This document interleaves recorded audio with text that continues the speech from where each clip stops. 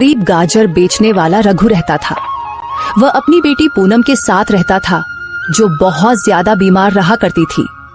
रघु के पास एक छोटा सा खेत था, जहां वह गाजर उगाया करता था। रघु रोज अपनी टोकरी में गाजर रखकर पूरे गांव में घूम घूम कर बेचता था। गाजर ले लो गाजर, ताजा ताजा गाजर।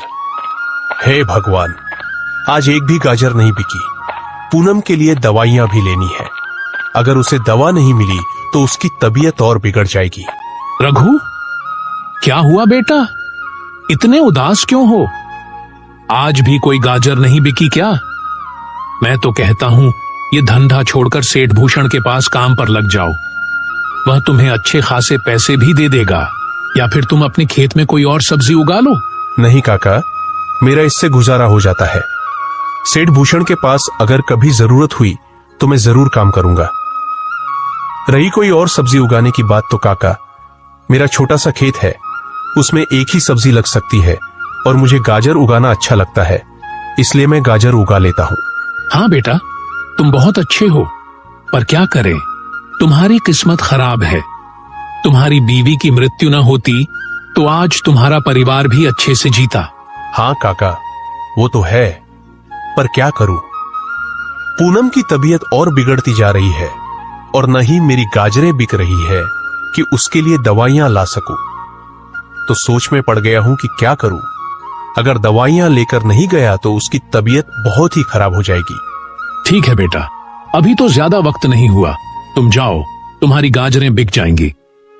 गाजर ले लो गाजर, ताजी ताजी गाजर। रघु आवाज लगाता हुआ जा रहा था कि सामने एक औरत खड़ी थी। उसने रघु से कहा, रघु भाई, इतना समय लगा दिया, मैं कब से आपका इंतजार कर रही हूँ। मेरा बेटा रो रहा है, मामा गाजर का हलवा बनाकर दो। मुझे 100 की गाजरें दे दो ताकि मैं अपने बेटे को गाजर का हलवा बनाकर दे सकूं। लो बहन, अभी दे देता हूँ। रघु ने उसे गाजरें दे दी और आगे बढ़ा। ऐसे ही रघु घर घर जाकर गाजरें बेचता और अपने घर का गुजारा करता। गाजरें तो काफी बिक गई है और पैसे भी आ गए हैं। अब मैं जाकर पूनम के लिए दवा भी ले आऊं। कल भी उसने दवा नहीं खाई थी। रघु दवा लेकर घर चला गया। घर आकर उसने अपनी बेटी की ओर देखा, जो उदास सी बैठी थी। बेटी, देखो, मैं दवा लेकर आया हूँ, दवा खाओ, तुम्हें अच्छा लगेगा। पिताजी, आप जानते हैं मैं ठीक नहीं हूँ, मेरा सिर बहुत दर्द कर रहा है। परेशान मत हो बेटी, बस दवा खाओ और आराम करो, दवा तुरंत असर करेगी। बेटी ने रघु की बात मानी और दवा खा ली। कुछ देर वे दोनों चुपचाप बैठे। फिर रघु ने मुस्कुराते हुए कहा, बेटी, कल से तुम्हें हर दिन ये दवा मिलेगी, बस तुम स्वस्थ रहो, बस यही मेरी खुशी है। पिताजी, आपको मेरी कितनी चिंता है मैं जानती हूँ। ऐसी ही बातें करते करते दोनों पिता और बेटी सो गए।